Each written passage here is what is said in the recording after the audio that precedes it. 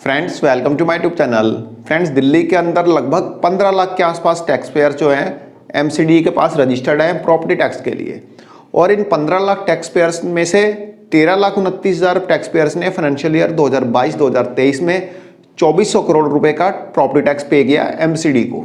इतने property tax का collection MCD के हिस्ट्री में आज तक कभी नहीं हुआ था, जो कि फाइनेंशियल ईयर 22-23 में 2400 करोड़ का हुआ था। एमसीडी के लिए यह कलेक्शन एक रिकॉर्ड है, और इसी कलेक्शन से उत्साहित होकर एमसीडी ने फाइनेंशियल ईयर 23-24 के लिए अपने कलेक्शन का टारगेट इंक्रीज कर दिया, और कलेक्शन का टारगेट 2400 से इंक्रीज करके 3,500 करोड़ रुपए कर दिया। लेकिन एमसीडी फाइनेंशियल ईयर 2023-2024 के अपने प्रॉपर्टी टैक्स के कलेक्शन की फिगर को देख के काफी डिसअपॉइंट इसलिए है क्योंकि 3,500 करोड़ का टारगेट रखा था एमसीडी ने प्रॉपर्टी टैक्स कलेक्शन का, लेकिन अब फाइनेंशियल ईयर 23-24 खत्म होने को है, लेकिन प्रॉपर्टी टैक्स का कलेक्शन आया है सिर्फ 1,756 करोड़, लगभग 50%।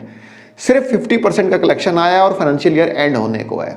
एमसीडी को यहाँ पे काफी ज्यादा डिसअपॉइंटमेंट हो रही है। ऐसे में एमसीडी के अधिकारियों ने यह तो मान लिया है कि फाइनेंशियल ईयर 23-24 में 3500 करोड़ रुपए का टारगेट पाना काफी मुश्किल है, लगभग इम्पॉसिबल है। ऐसे में टारगेट के आसपास तक पहुंचने के लिए एमसीडी के जो कर्मचारी हैं, जो अधिकारी हैं, वो काफी ईगर है। ऐसे में एमसीडी के जो अधिकारी हैं, जो कर्मचारी हैं, वह लोगों को लगातार नोटिस भेजे जा रहे हैं।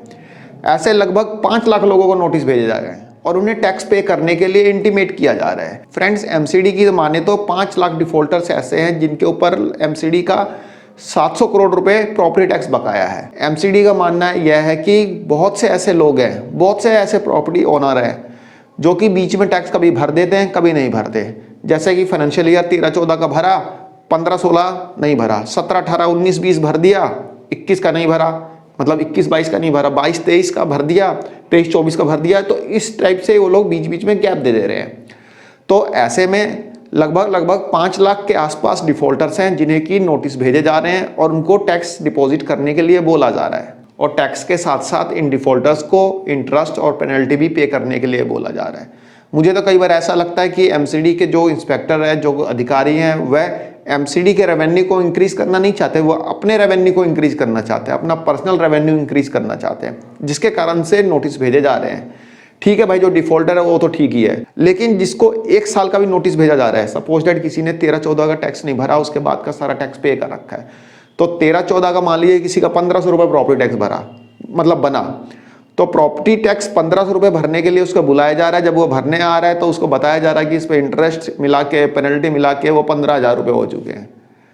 तो वो बंदा क्या करेगा भाई, अपना पेनल्टी माफ़ कराने के लिए या इंटरेस्ट माफ़ कराने के लिए, इंटरेस्ट तो खैर माफ़ नहीं हो पाएगा, लेकिन पेनल्टी माफ़ करना एमसीडी के हाथ में होता है। वो लोग कर सकते हैं, कर देते हैं, कर भी देते हैं।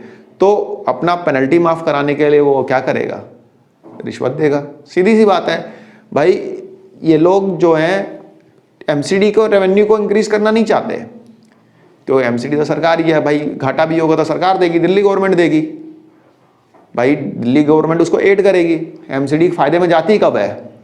आज तक कभी एमसीडी कभी फायदे में गई है? आज तक कभी जिंदगी में कभी डीटीसी फायदे में गई है?